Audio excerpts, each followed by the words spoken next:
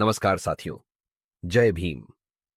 आप सुन रहे हैं जय भीम ऑडियो लाइब्रेरी, जहां हम लेकर आए हैं वह सच्चाई जिसे सदियों तक दबाया गया। आज हम शुरुआत कर रहे हैं उस पुस्तक से जिसने पूरे भारत की आत्मा को झकझोर दिया। यह अध्याय है अछूत कौन है, एक सीधा लेकिन भयंकर प्रश्न जो हमें मजबूर करता है सोचने पर कि भारत में कुछ लोगों को अछूत क्यों कहा गया, किस आधार पर उन्हें मंदिर, कुएं, स्कूल और यहां तक कि इंसानियत से भी वंचित कर दिया गया। क्या यह किसी धर्म का आदेश था या यह सिर्फ ब्राह्मणों द्वारा रची गई सत्ता की चाल थी? अछूत शब्द की सामाजिक परिभाषा।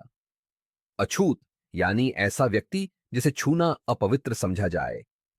एक ऐसा समाज जो गाय को माता माने और उसमें आत्मा का वास माने, लेकिन एक इंसान के छूने से उस समाज की पवित्रता नष्ट हो जाए। क्या वह समाज ईश्वर का निर्माण है या वह अज्ञानता और अहंकार का पराकाष्ठा है?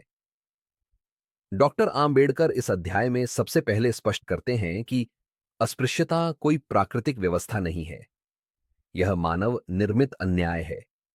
अछूत वह नहीं थे जो गंदे थे, उन्हें गंदा बनाया गया, उन्हें अपवित्र घोषित किया गया ताकि उन्हें शोषण के लिए बाध्य किया जा सके। ऐतिहासिक और समाजशास्त्रीय दृष्टि से प्रश्न उठाना। बाबा साहेब कहते हैं, अगर हम यह जानना चाहते हैं कि अछूत कौन है, तो हमें यह भी जानना पड़ेगा कि वे कब और कैसे अछूत बने। यह बात मानने का कोई आधार नहीं है कि वे हमेशा से अछूत थे। अगर ऐसा होता तो रामायण और महाभारत जैसे ग्रंथों में अछूतों का कोई जिक्र क्यों नहीं है? प्राचीन भारत में वर्ण व्यवस्था थी, ब्राह्मण, क्षत्रिय, वैश्य और शूद्र। लेकिन अछूत यह शब्द इनमें से किसी वर्ण में नहीं आता। तो फिर यह पांचवां वर्ण कैसे और कब बना? शूद्रों से अछूतों तक। बाबा साहेब बताते हैं कि अछूत दरअसल प्राचीन शूद्रों के वंशज हैं, लेकिन हर शूद्र अछूत नहीं बना। कुछ शूद्रों ने विद्रोह किया, उन्होंने ब्राह्मणों के प्रभुत्व को चुनौती दी, उन्होंने बौद्ध धर्म को अपनाया, उन्होंने सामाजिक कार्यों, युद्ध या किसी प्रकार के विद्रोही स्वरूप में भाग लिया। परिणाम स्वरूप ब्राह्मणों ने उन्हें समाज से बाहर कर दिया। सामाजिक बहिष्कार की यह प्रणाली ही अछूत नाम की शुरुआत थी, और यहीं से शुरू हुआ भारत के सबसे भीषण सामाजिक अपराध का इतिहास। धार्मिक पवित्रता या सामाजिक साजिश। क्या ईश्वर ने किसी को अछूत बनाया? क्या किसी वेद में लिखा है कि कुछ लोग इतने अपवित्र हैं कि उन्हें छूना भी पाप है?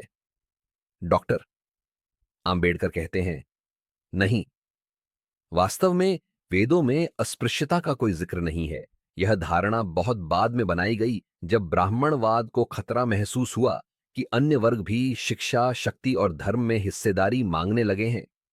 अतः उन्होंने एक ऐसी व्यवस्था बनाई जिसमें इंसान को जन्म से ही नीचा, अपवित्र और दास घोषित किया जाए।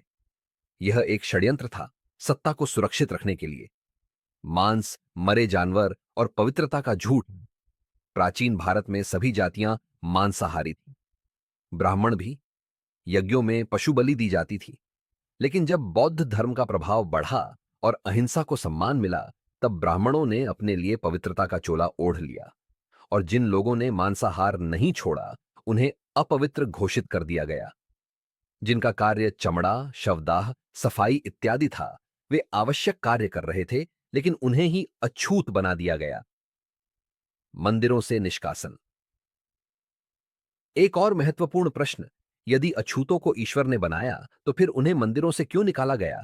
क्या ईश्वर का घर सभी के लिए नहीं होना चाहिए? लेकिन नहीं, मंदिरों में प्रवेश केवल उन्हीं को मिलता था जो ब्राह्मणों की बनाई हुई शुद्धता की कसौटी पर खरे उतरते थे। अछूतों को ईश्वर तक से काट देना, यह अन्याय नहीं, आध्यात्मिक हत्या थी। मानसिक गुलामी और आत्मग्लानि। अस्पृश्यता सिर्फ शारीरिक अलगाव नहीं था, यह एक मानसिक जंजीर थी। एक अछूत बच्चे को बताया जाता था कि वह अपवित्र है, वह केवल जूते सिल सकता है, शौचालय साफ कर सकता है, और उसे किताबों, मंदिरों या कुओं से दूर रहना है। धीरे धीरे वह खुद को ऐसा ही मानने लगता था। यही थी असली जीत, ब्राह्मणों की मानसिक विजय। बाबा साहेब का प्रश्न। बाबा साहेब पूछते हैं, क्या कोई इंसान सिर्फ जन्म के आधार पर अपवित्र हो सकता है? क्या यह उस ईश्वर का अपमान नहीं है जो सबको एक मानता है? वह कहते हैं, अगर अस्पृश्यता धर्म है तो धर्म ही सबसे बड़ा पाप है।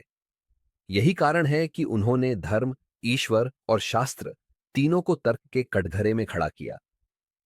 इस अध्याय से क्या समझें?